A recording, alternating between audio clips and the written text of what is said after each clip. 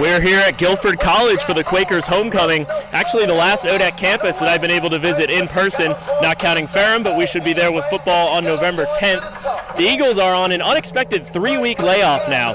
They had a game against North Carolina Wesleyan on September 15th, postponed because of Hurricane Florence. Originally, we were attempting to make it up the next week, but travel issues persisted for students down here in North Carolina. A lot of student athletes having trouble getting back to campus on time down at NC Wesleyan, so the game was ultimately postponed. So a bit of an unexpected double bye for the Eagles. They started both weeks practicing hard, anticipating having a game. So we'll see how that all works out, whether the team is rested or whether there's some rust they need to work off. The last game the Eagles did play was at the Jobson Athletic Complex against Stevenson. Ended up being a tough 35-23 loss, but overall a pretty good showing for the Eagles against a contender in the MAC, and certainly a team that will be up to par with anyone they'll face in the ODAC. It's been a while, so let's check out some highlights from that game. Straight handoff.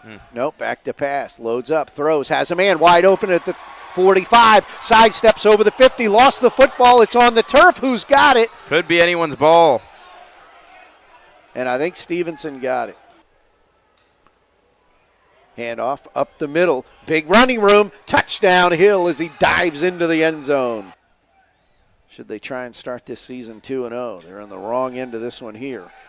And it's going to be an option pass. The catch is made. Schrader falls into the end zone. That's a touchdown. Well, they needed to switch up some plays, and they sure did it. Now, Scroggins pushed his way in a similar play earlier. He'll take it, goes over to the left side. Looked like there was some room. Now a lot of shoving, a lot of pushing. And did they get him in? They did! Scroggins is in. Touchdown, Bridgewater. Now, Guilford's last game was an all-Carolina matchup against Division I FCS Davidson. They were able to get that in on a Thursday before the storm hit, and it was an absolute doozy, 91-61 in favor of Davidson. It was featured on the front page of ESPN.com as it set some NCAA scoring records. Doesn't actually officially go in the book for highest combined scoring total because of the interdivision, but it was the highest scoring game ever in either FCS or Division III.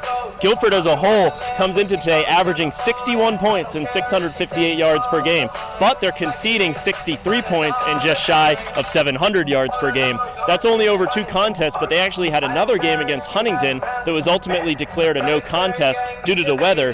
That one was 58-48 in the second half, so it was basically on the same pace. Bridgewater doesn't score at that rate. Their both defense and offensive numbers and yardage are about half of what Guilford's is. Their defense has had some success in past years against a very highly rated Guilford offense. Let's see what Coach Clark had to say about this matchup, and since it is the ODAC's opener, his general thoughts as the Eagles enter conference play. Moving into the Guilford game, as you mentioned, going back to the Stevenson game. I think when you put them on film, are we going to have to play well to win? Yes.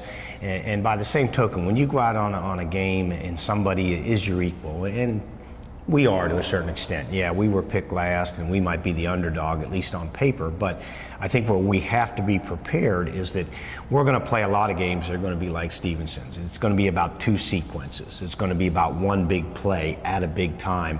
And to do that, it's going to take great concentration and great preparation. I think the ODAC can be a poor man's NFL.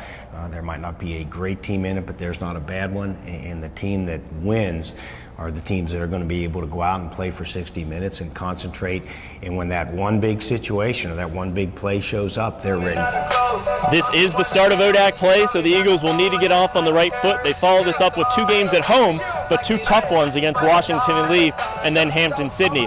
If you're not here today, remember to check online on BridgewaterEagles.com. There's live stats link. There's a video streaming provided from Guilford, and we'll also have our own Bridgewater radio feed. Carl Magenhofer not with us today, so we will have Kevin D. Domenico, one of our JMU broadcasting students. He's been joining us with color commentary with Carl. Gets a chance to take over the broadcast himself today. So those are your different options to watch, and hopefully the Eagles come back home with a 1-0 record in ODAC play.